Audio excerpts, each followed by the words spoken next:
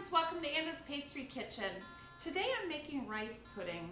I searched long and hard for a perfect rice pudding recipe. When I was a kid, we had a Greek restaurant near my house and they had the best rice puddings. So when I became a pastry chef, I started searching for a delicious rice pudding recipe. I finally landed on this one in my wonderful Made a Heater book of great desserts. It's called Icebox Rice Pudding. So it doesn't need to be baked in the oven.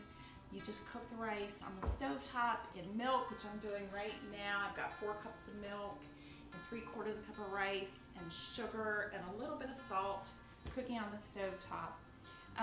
After that sort of soaks up most of the milk, I'll pull that off the burner about 40 minutes or so and let it cool, and then I'll fold in some whipped cream and some rum-soaked raisins. Although today I don't have any rum for me, all I have is some Knob Creek bourbon. So we have yellow raisins soaked in Knob Creek bourbon.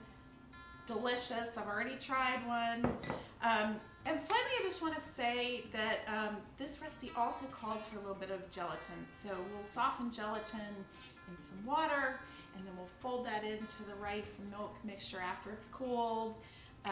Fold in the whipped cream, add the raisins, and then pour it into a pan and sprinkle the whole top with delicious cinnamon. So, you know, we are well on our way. This is a great recipe, easy. You don't have to turn your oven on. It can be a summery dessert if you serve it with fresh fruit. Very summery and delicious, cold and yummy. So stay tuned for more. Okay, so I cooked the rice and the milk with the sugar on the stovetop, and right before it was done cooking, I added the softened gelatin. Now I'm stirring it. I turned it into a bowl. Now I'm stirring it over a bowl of ice to cool it down, and I just added the raisins, which were soaked in our bourbon. So, and I've also added the vanilla. So the next step will be to fold in the whipped cream, but I wanted you to see it at this step, and I'm cooling it over a bowl of ice. It's gonna be good. All right, last but not least, I have whipped 1 cup of whipped cream, heavy whipping cream. And by the way, before you whip your whipping cream, you want to chill your bowl and the whisk. It helps it whip up so much better. You don't want to whip it too stiff, so you can see this is more of like a creme chantilly. It's not super stiff. So I'm going to fold it into our rice mixture, and I wanted you to see that with the raisins. And now I'm just going to go ahead and put all of this in, and then we'll fold it in, and I'll pour it into my new bowl from Pottery Barn. Very excited.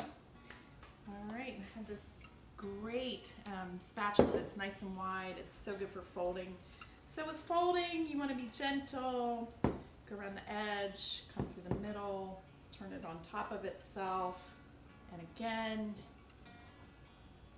not stirring it too hard. You just want to fold it in gently, and then we're going to pour it in our bowl and sprinkle the top with cinnamon, and that looks good. I'm going to go ahead and pour it in there. We'll refrigerate it.